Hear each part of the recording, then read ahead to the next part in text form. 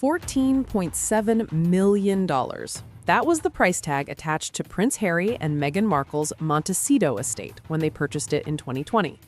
At the time, the property was presented as more than a house. It was framed as a symbol, a sanctuary, a declaration that they had finally escaped the pressures of royal life and secured peace on their own terms. Fast forward a few years, and that vision appears to be unraveling. According to multiple reports circulating among real estate watchers and royal observers, the couple has quietly begun exploring property options in Florida, not as an investment, not as a vacation home, but as a possible relocation. If true, it would represent yet another dramatic pivot in a life defined by reinvention. The irony is difficult to ignore. The same couple who told the world they had found safety and stability in California may now be preparing to leave it behind. Again. Sources familiar with the situation describe a growing sense of isolation inside their Montecito residence. Despite the luxury, despite the privacy, despite the prestige of the address, the environment reportedly feels increasingly constricting. The community they hoped would welcome them has cooled. The social doors they expected to open have quietly remained shut. What makes this potential move significant is not simply geography, it's what it signals. This is not about palm trees versus beaches. It's about a brand that has struggled to gain traction, a public narrative that has lost momentum, and a couple searching for a reset button that may no longer exist. When Harry and Meghan arrived in California, expectations were sky high. Their departure from the UK was framed as a bold act of self-determination. They would step away from inherited roles and build something meaningful through creativity, advocacy, and media influence. The Montecito home was meant to anchor that new chapter, a place where Hollywood connections, philanthropic ambitions, and financial independence would converge. Instead, the house has become a symbol of something else entirely. Distance. Distance from family. Distance from relevance. Distance from the support systems they once relied on. Observers note that Harry, in particular, appears increasingly disconnected. The life he left behind, his military ties, lifelong friendships, and familial bonds, has not been replaced with anything equally grounding. California offered opportunity, but not belonging. Meghan, meanwhile, has continued pushing forward with business ideas and public-facing projects, yet even supporters acknowledge that the momentum promised in those early post-royal years has not materialized as expected. Streaming deals that once made headlines either underperformed or quietly dissolved. Projects meant to establish long-term influence failed to capture sustained audience engagement. The narrative of unstoppable success gave way to silence, restructuring, and recalibration. Hollywood, it seems, has moved on. Montecito itself was supposed to be the perfect setting, an enclave known for discretion, wealth, and celebrity neighbors. The assumption was that proximity would lead to integration, that star power would translate into social capital. But communities like Montecito operate on unwritten rules.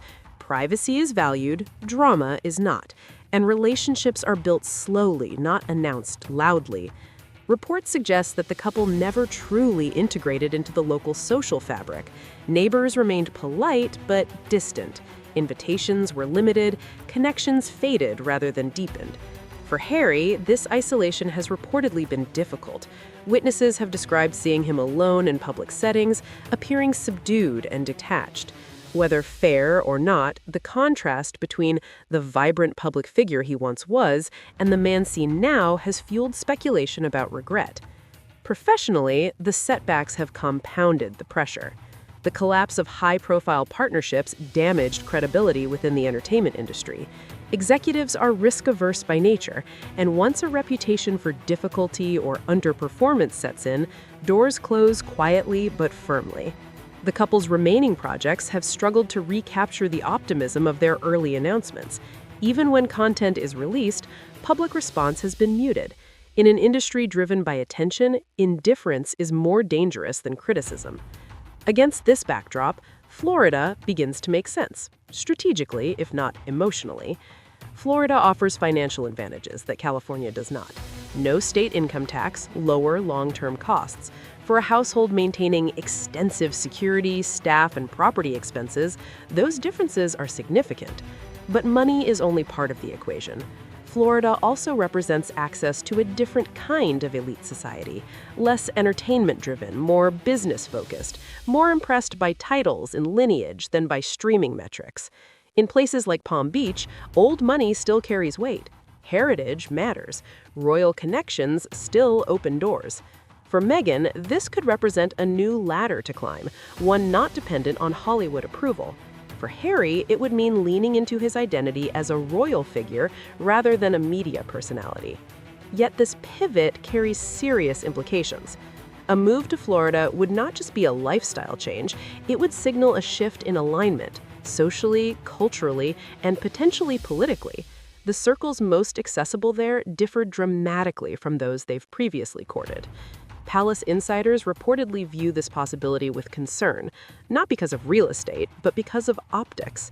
Aligning with groups openly critical of the monarchy could deepen existing fractures beyond repair. Prince William, according to those close to him, has reached a point of emotional resignation. The effort to understand or influence his brother's choices has reportedly ceased. Whatever Harry decides next, William appears prepared to accept it as final. King Charles's response is said to be far more personal. Despite everything, interviews, documentaries, memoirs, there remains a quiet hope for reconciliation. That hope, sources say, is tied to family, to grandchildren he rarely sees, to a son drifting further away with each decision. Health concerns have reportedly intensified those emotions. Time, once assumed, no longer feels guaranteed. For Harry, the decision is agonizing. Those close to him describe a man torn between paths. Staying in California means confronting professional stagnation and social isolation. Moving to Florida means acknowledging that the life he left behind in the UK may be truly unreachable. Either choice involves loss. Body language analysts and royal watchers have noted changes in Harry's demeanor. The ease that once defined him appears replaced by tension. Smiles seem practiced. Energy appears diminished. Some insiders suggest that while Meghan remains focused on reinvention, Harry struggles with identity. The role that once gave him structure, service, duty, belonging, has not been replaced by anything equally stabilizing. The Florida idea, according to several accounts, originates largely from Meghan's camp, a belief that reinvention is still possible, that a new environment can revive momentum. Harry, meanwhile, is said to be conflicted. Another move means further distance from his past, another chapter closed without resolution. Public relations teams are already preparing narratives should the move proceed.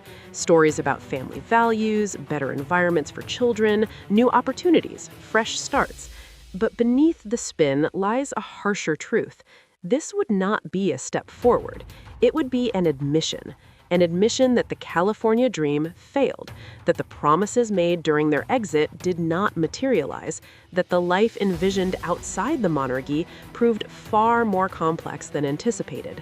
And so they wait, inside a mansion that offers luxury without belonging, privacy without peace.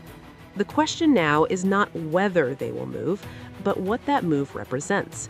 Is it a strategic pivot, a financial calculation, or a final acknowledgement that the story they told the world did not unfold as planned?